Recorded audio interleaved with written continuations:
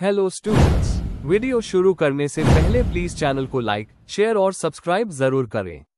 एक important information, अगर आपको इस वीडियो के नोट्स चाहिए तो डिस्क्रिप्शन बॉक्स में दिया गया डाउनलोड लिंक चेक करें।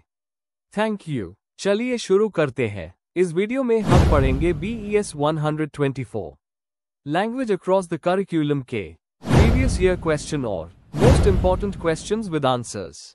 ये क्वेश्चंस आपके एग्जाम के लिए बहुत इंपॉर्टेंट है। अगर आपने ये अच्छे से कर लिए तो एग्जाम निकलना पक्का है। Let's begin. Question 1, what personal factors impact speech? What does linguistic research say about these differences? Give examples from your life to support your answer. Question explanation, यह क्वेश्चन पूछ रहा है कि कौन कौन से पर्सनल फैक्टर्स एक इंसान के बोलने के तरीके को अफेक्ट करते हैं, जैसे एज, जेंडर, बैकग्राउंड, इमोशंस या एजुकेशन।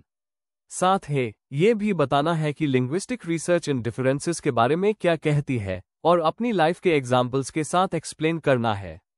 आंसर। इंट्रोडक्शन, स्पीच इंसान के कम्युनिकेशन का सबसे इंपॉर्टेंट पार्ट है। हम जैसे बोलते हैं वही हमारी पर्सनैलिटी और बैकग्राउंड को दिखाता है। हर व्यक्ति का बोलने का तरीका अलग होता है, जिसे पर्सनल और सोशल फैक्टर्स इन्फ्लुएंस करते हैं। लिंग्विस्टिक रिसर्च कहता है कि ये डिफरेंसेस नेचुरल होते हैं और हर इंसान के एक्सपीरियंस पर डिपेंड करते हैं। आइए समझते हैं कौन कौन से फैक्टर्स स्पीच को इम्पैक्ट करते हैं और उनके एग्जाम्पल्स। Main body. 1, एज और डेवलपमेंट स्टेज। बच्चों और एडल्ट्स की स्पीच अलग होती है क्योंकि उनकी मेंटल और लैंग्वेज एबिलिटीज डिफरेंट होती है। जीन पियाजे ने अपनी रिसर्च में बताया कि जैसे जैसे बच्चा बड़ा होता है उसकी स्पीच ज्यादा स्ट्रक्चर्ड और लॉजिकल बन जाती है। एग्जाम्पल के तौर पर एक छोटा बच्चा कहेगा मे वॉन्ट टॉय, लेकिन एक टीनेजर कहेगा I want the toy please. 2, gender और बोलने का स्टाइल। जेंडर भी स्पीच को इन्फ्लुएंस करता है। रॉबिन लैकऑफ 1975 के अकॉर्डिंग वीमेन ज्यादा पोलाइट और इमोशनल लैंग्वेज यूज करती है, जबकि मेन ज्यादा डायरेक्ट होते हैं। जैसे वीमेन कहते हैं आई थिंक, मे बी या यू नो, जबकि मेन सीधे अपना ओपिनियन देते हैं। यह डिफरेंस नेचुरल है और सोशल अपब्रिंगिंग का रिजल्ट होता है। 3, सोशियो इकोनॉमिक और एजुकेशनल बैकग्राउंड। किसी व्यक्ति की एजुकेशन और सोशल बैकग्राउंड उसके बोलने के अंदाज को अफेक्ट करती है। विलियम लबॉफ के सोशियोलिंग्विस्टिक स्टडीज ने दिखाया कि अलग अलग क्लास के लोगों के एक्सेंट और वोकैबुलरी अलग होती है। एग्जाम्पल, एक city educated person formal English use करेगा, जबकि रूरल एरिया का इंसान अपनी रीजनल लैंग्वेज मिक्स करेगा। 4, रीजनल और कल्चरल आइडेंटिटी। हमारी स्पीच हमारे कल्चर और रीजन का रिफ्लेक्शन होती है। एक्सेंट और प्रोनंसिएशन रीजन के हिसाब से बदलते हैं। जैसे साउथ इंडिया के लोग इंग्लिश में अलग स्ट्रेस देते हैं, जबकि नॉर्थ इंडिया के लोग अलग एक्सेंट यूज करते हैं। मल्टीलिंगुअल एरियाज में कोड स्विचिंग कॉमन है, जहां लोग अपने ऑडियंस के हिसाब से लैंग्वेज चेंज कर लेते हैं। 5, इमोशनल स्टेट और पर्सनैलिटी। जब हम गुस्सा, एक्साइटेड या नर्वस होते हैं तो हमारी स्पीच का टोन और स्पीड चेंज हो जाता है। पर्सनैलिटी भी मैटर करती है। एक्सट्रोवर्ट लोग कॉन्फिडेंट बोलते हैं, इंट्रोवर्ट थोड़ा सॉफ्टली या हेजिटेट करके। मेरा खुद का एग्जाम्पल, जब मैं एंग्शियस होता हूँ मेरी स्पीच फास्ट हो जाती है, लेकिन रिलैक्स्ड होने पर क्लियर और कॉन्फिडेंट होती है। 6, फिजिकल और बायोलॉजिकल फैक्टर्स। कभी कभी फिजिकल कंडीशंस जैसे हियरिंग प्रॉब्लम या स्पीच ऑर्गन इशू भी स्पीच को अफेक्ट करते हैं। एग्जाम्पल के लिए, जिनके पास स्पीच डिसऑर्डर होता है उनका प्रोनंसिएशन थोड़ा डिफरेंट होता है। स्पीच थेरेपी से ये प्रॉब्लम्स इंप्रूव की जा सकती है। कंक्लूजन, तो overall age, gender, background, culture, emotion और हेल्थ सब स्पीच को शेप करते हैं। लिंग्विस्टिक रिसर्च कहता है कि ये डिफरेंसेस नेचुरल है और हर इंसान की आइडेंटिटी का हिस्सा है। टीचर्स और कम्युनिकेटर्स के लिए ये समझना जरूरी है ताकि वो सबके लैंग्वेज यूज को रिस्पेक्ट करें और इंक्लूसिव लर्निंग एनवायरनमेंट बना सकें। If you need the notes of this video, there's a download link in the description box. Be sure to check it out. Thank you. Let's see the next question. Question 2. In what ways can subject teachers encourage students to learn other languages? List a few activities or stepwise scaffolding to support language development. Question explanation. इस question में पूछा गया है कि subject teachers, सिर्फ language teachers नहीं, कैसे students को दूसरी लैंग्वेजेस सीखने के लिए मोटिवेट कर सकते हैं। साथ ही कुछ क्लासरूम एक्टिविटीज या step by step teaching process scaffolding लिखने हैं जो लैंग्वेज डेवलपमेंट में हेल्प करें। Answer, introduction. लैंग्वेज हर सब्जेक्ट का बेस होती है क्योंकि इसी के जरिए स्टूडेंट्स नॉलेज समझते और एक्सप्रेस करते हैं। हर टीचर अपने सब्जेक्ट के थ्रू स्टूडेंट्स की लैंग्वेज स्किल्स डेवलप करने में हेल्प कर सकता है। जब टीचर्स मल्टीलिंगुअल लर्निंग को प्रमोट करते हैं तो स्टूडेंट्स का अंडरस्टैंडिंग और कॉन्फिडेंस दोनों बढ़ता है। इसलिए सब्जेक्ट टीचर्स को क्लासरूम में ऐसे मेथड्स यूज करने चाहिए जो स्टूडेंट्स को अलग अलग लैंग्वेजेस सीखने के लिए इंस्पायर करें। Main body. 1. Multilingual classroom environment बनाना। टीचर्स अपनी क्लासरूम को मल्टीलिंगुअल बना सकते हैं, जैसे चार्ट्स, पोस्टर्स और लेबल्स को अलग अलग लैंग्वेजेस में लिखना। एग्जाम्पल के लिए, साइंस क्लास में प्लांट के पार्ट्स इंग्लिश, हिंदी और रीजनल लैंग्वेज में लिखे जा सकते हैं। इससे स्टूडेंट्स को नए वर्ड्स और मीनिंग सीखने का मौका मिलता है और उनका इंटरेस्ट बढ़ता है। टीचर्स स्टूडेंट्स को पहले अपनी मदर टंग में एक्सप्लेन करने दें, फिर उसको इंग्लिश में ट्रांसलेट करने के लिए मोटिवेट करें। इससे क्लैरिटी और कंफर्ट दोनों आता है। 2. ग्रुप एक्टिविटीज और पीर लर्निंग। ग्रुप डिस्कशन, प्रेजेंटेशन और रोल प्ले जैसे एक्टिविटीज में स्टूडेंट्स आपस में अलग लैंग्वेजेस का यूज कर सकते हैं। मिक्स्ड लैंग्वेज ग्रुप्स बनाकर टीचर इंश्योर कर सकते हैं कि स्टूडेंट्स एक दूसरे से सीखें। एग्जाम्पल, मैथ्स टीचर स्टूडेंट्स से प्रॉब्लम सॉल्विंग स्टेप्स पहले अपनी लोकल लैंग्वेज में फिर इंग्लिश में बताने को कहे, इससे अंडरस्टैंडिंग डीपन होती है। 3. सब्जेक्ट कंटेंट के साथ लैंग्वेज डेवलपमेंट। हर सब्जेक्ट टीचर छोटी छोटी लैंग्वेज बेस्ड एक्टिविटीज करवा सकता है, जैसे वोकैबुलरी लिस्ट, जर्नल राइटिंग या कॉन्सेप्ट मैप बनाना।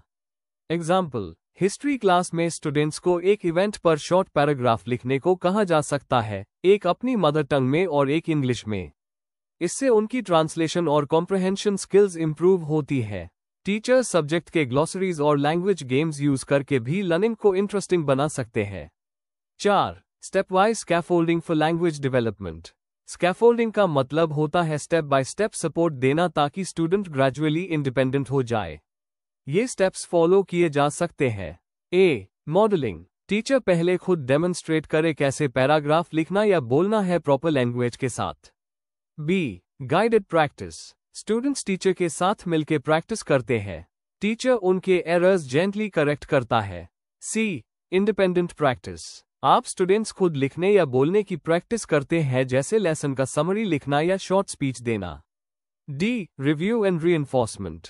गेम्स, क्विज और फीडबैक से टीचर इंश्योर करता है कि स्टूडेंट ने लैंग्वेज अच्छे से ग्रास्प की है। इस प्रोसेस से student gradually language confidence gain करता है। 5. टेक्नोलॉजी और रियल लाइफ एग्जाम्पल्स का use. Teachers bilingual videos, language apps और डिजिटल गेम्स यूज कर सकते हैं। रियल लाइफ प्रोजेक्ट्स जैसे इंटरव्यूज, डिबेट्स या सर्वेज इन मल्टीपल लैंग्वेजेस लर्निंग को फन और प्रैक्टिकल बनाते हैं। एग्जाम्पल, सोशल साइंस में स्टूडेंट्स से कहा जा सकता है कि लोकल कहानियां या प्रोवर्ब्स कलेक्ट करें और उनका इंग्लिश ट्रांसलेशन लिखें।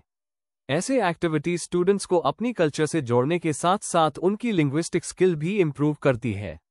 कंक्लूजन, लैंग्वेज लर्निंग हर सब्जेक्ट टीचर की जिम्मेदारी है, सिर्फ इंग्लिश टीचर की नहीं। जब टीचर्स क्लासरूम में मल्टीलिंगुअल अप्रोच अडॉप्ट करते हैं तो स्टूडेंट्स का कम्युनिकेशन और कॉन्फिडेंस दोनों इंप्रूव होता है। ऐसे क्रिएटिव और सपोर्टिव टीचिंग मेथड से हर स्टूडेंट अपनी लैंग्वेज स्किल्स और अंडरस्टैंडिंग दोनों डेवलप कर सकता है। If you need the notes of this video, there's a download link in the description box. Be sure to check it out. Thank you. Question 3. In what ways can subject teachers encourage students to learn other languages? List a few activities or stepwise scaffolding to support language development. Question explanation. इस question में ये पूछो गया है कि अलग अलग subject के टीचर्स जैसे साइंस, हिस्ट्री, मैथ्स स्टूडेंट्स को दूसरी लैंग्वेजेस सीखने के लिए कैसे एनकरेज कर सकते हैं। साथ ही हमें कुछ प्रैक्टिकल एक्टिविटीज और step by step support scaffolding लिखनी है जिससे स्टूडेंट्स का लैंग्वेज डेवलपमेंट हो सके। Answer, introduction. लैंग्वेज लर्निंग सिर्फ लैंग्वेज सब्जेक्ट तक सीमित नहीं होती, हर सब्जेक्ट टीचर इसमें अपना योगदान दे सकता है। टीचर्स अगर स्टूडेंट्स को मल्टीपल लैंग्वेजेस यूज करने के लिए मोटिवेट करें तो उनका कम्युनिकेशन और अंडरस्टैंडिंग दोनों इंप्रूव होता है। लैंग्वेज अक्रॉस द करिकुलम का कॉन्सेप्ट भी इसी आइडिया को सपोर्ट करता है कि हर टीचर एक लैंग्वेज टीचर है। Main body. 1. Role of subject teachers in promoting language learning. Subject teachers class में ऐसे सिचुएशंस क्रिएट कर सकते हैं जहां स्टूडेंट्स नेचुरली लैंग्वेज का यूज करें। हर सब्जेक्ट के की टर्म्स को मल्टीपल लैंग्वेजेस में बताकर अंडरस्टैंडिंग और कनेक्ट दोनों बढ़ाया जा सकता है। बाइलिंगुअल नोट्स, ग्रुप डिस्कशन और ओरल एक्टिविटी स्टूडेंट्स को कॉन्फिडेंट बनाते हैं। एग्जाम्पल, साइंस टीचर स्टूडेंट्स से एक्सपेरिमेंट एक्सप्लेन करवाता है इंग्लिश और हिंदी दोनों में, इससे उनका वोकैबुलरी और कॉन्सेप्ट दोनों स्ट्रॉन्ग होता है। 2. Encouraging multilingual practices in the classroom. Code switching, teacher कभी कभी हिंदी और इंग्लिश दोनों यूज करे ताकि कॉन्सेप्ट क्लियरली समझे। पेयर लर्निंग, जिस स्टूडेंट को कोई लैंग्वेज अच्छी आती है वो दूसरे स्टूडेंट्स को हेल्प कर सकता है। Cultural exchange activities, folk stories, idioms और ट्रांसलेशन एक्सरसाइजेस स्टूडेंट्स को डिफरेंट कल्चर समझने में मदद करते हैं। एग्जाम्पल, हिस्ट्री क्लास में टीचर स्टूडेंट्स से कहता है कि वो एक इवेंट पहले अपनी लोकल लैंग्वेज में बताएं और फिर इंग्लिश में ट्रांसलेट करें। 3. Activities for supporting language development. Reading corner, class में अलग अलग लैंग्वेजेस के स्टोरी बुक्स और आर्टिकल्स रखे जा सकते हैं। लैंग्वेज गेम्स, वोकैबुलरी और क्रॉसवर्ड गेम्स स्टूडेंट्स को मजा भी देते हैं और सीखने में हेल्प करते हैं। प्रेजेंटेशंस, स्टूडेंट्स को मल्टी लैंग्वेज प्रेजेंटेशन या प्रोजेक्ट देना उन्हें सेल्फ एक्सप्रेशन का मौका देता है। स्टोरी टेलिंग, रोल प्ले, कहानी सुनाना या इनैक्ट करना लैंग्वेज फ्लुएंसी बढ़ता है। Example, social science teacher multilingual day celebrate करवा सकता है जहां स्टूडेंट्स अपनी रीजनल लैंग्वेज में टॉपिक्स प्रेजेंट करें। 4. Step wise scaffolding for language development. Scaffolding का मतलब होता है स्टेप बाय स्टेप सपोर्ट देना जब तक स्टूडेंट इंडिपेंडेंट ना हो जाए। स्टेप 1, मॉडलिंग, टीचर खुद एग्जाम्पल देकर लैंग्वेज का उस दिखाता है। Step 2, guided practice, students teacher के सपोर्ट से प्रैक्टिस करते हैं। स्टेप 3, इंडिपेंडेंट यूज, स्टूडेंट्स अपने लेवल पर लिखने या बोलने की कोशिश करते हैं। Step 4, feedback and reinforcement, teacher उन्हें फीडबैक देता है और इम्प्रूव करने के लिए एनकरेज करता है। एग्जाम्पल, मैथ्स क्लास में टीचर एडिशन, सब्ट्रैक्शन जैसे वर्ड्स इंग्लिश और हिंदी दोनों में सिखाता है ताकि क्लैरिटी आए। कंक्लूजन, सब्जेक्ट टीचर्स अगर अपनी क्लास को लैंग्वेज रिच एनवायरनमेंट बना दें तो स्टूडेंट्स मल्टीपल लैंग्वेजेस सीखने के लिए इंस्पायर होंगे। ऐसे अप्रोच से स्टूडेंट्स क्रिटिकल थिंकिंग और कम्युनिकेशन दोनों में इंप्रूव करते हैं। हर टीचर एक लैंग्वेज फैसिलिटेटर बन सकता है जो इंक्लूसिव और क्रिएटिव एजुकेशन को प्रमोट करता है। If you need the notes of this video, there's a download link in the description box. Be sure to check it out. Thank you. Question 4. What are the characteristics of a good assessment program? How can it be used to take decisions at different stages of teaching? Give examples to support your response. Question explanation. इस question में हमें ये बताना है कि एक अच्छा assessment programme कैसा होता है, उसके मेन फीचर्स क्या है और कैसे टीचर असेसमेंट के रिजल्ट्स के बेसिस पर टीचिंग के अलग अलग स्टेजेस, शुरुआत, बीच और एंड में डिसीजन ले सकते हैं। एग्जाम्पल्स के साथ एक्सप्लेन करना है। Answer, introduction. Assessment teaching learning process का एक इम्पॉर्टेंट पार्ट है। इससे टीचर को पता चलता है कि स्टूडेंट्स क्या जानते हैं, क्या कर सकते हैं और उनका लर्निंग लेवल क्या है। एक गुड असेसमेंट प्रोग्राम सिर्फ मार्क्स देने के लिए नहीं होता बल्कि लर्निंग इंप्रूव करने के लिए होता है। इसमें फीडबैक, फेयरनेस और लर्निंग ऑब्जेक्टिव्स के साथ अलाइनमेंट होना चाहिए। अच्छा असेसमेंट टीचर को हर स्टेज पर सही डिसीजन लेने में मदद करता है। Main body. 1. Characteristics of a good assessment program. एक इफेक्टिव असेसमेंट प्रोग्राम के कुछ मेन फीचर्स होते हैं। वैलिडिटी, असेसमेंट वही मेजर करे जो उसका पर्पस है। अगर राइटिंग स्किल्स चेक करनी है तो स्टूडेंट से लिखवाया जाना चाहिए, MCQ नहीं देने चाहिए। रिलायबिलिटी, रिजल्ट्स हर बार कंसिस्टेंट होने चाहिए। दो अलग टीचर्स अगर सेम आंसर शीट चेक करें तो उनके मार्क्स लगभग सेम होने चाहिए। कॉम्प्रहेंसिवनेस, असेसमेंट हर डोमेन कवर करे, नॉलेज, एटीट्यूड और स्किल्स। एग्जाम्पल, साइंस सब्जेक्ट में थियरी टेस्ट के साथ प्रैक्टिकल और ओरल टेस्ट भी लेना। फेयरनेस और ट्रांसपेरेंसी, हर स्टूडेंट को इक्वल चांस मिलना चाहिए। पहले से क्लियर क्राइटेरिया और रूब्रिक्स देने चाहिए। कंटिन्यूअस एंड क्यूम्युलेटिव, असेसमेंट एक बार का नहीं होता, पूरे कोर्स के दौरान रेगुलर इंटरवल्स पर होना चाहिए। फीडबैक ओरिएंटेड, स्टूडेंट को उनके स्ट्रेंथ्स और वीकनेसेस पर फीडबैक मिलना चाहिए जिससे वो अपने परफॉर्मेंस को इंप्रूव कर सकें। Alignment with learning outcomes, assessment का हर पार्ट लर्निंग ऑब्जेक्टिव्स के अकॉर्डिंग होना चाहिए। 2. Types of assessment in a good program. Formative assessment teaching के दौरान होता है और फीडबैक प्रोवाइड करता है। एग्जाम्पल, क्लास क्विज या short test. Summative assessment course के एंड पर होता है जिससे ओवरऑल अचीवमेंट पता चलती है। एग्जाम्पल, फाइनल एग्जाम या project submission. Diagnostic assessment teaching के पहले होता है जिससे स्टूडेंट्स के प्रायर नॉलेज और डिफिकल्टीज समझ आती है। एग्जाम्पल, प्री टेस्ट, पीर और सेल्फ असेसमेंट स्टूडेंट्स खुद अपने या पेयर्स के काम का असेसमेंट करते हैं। Example, essay evaluation using rubrics. 3. Decision making at different stages of teaching. Before teaching, planning stage.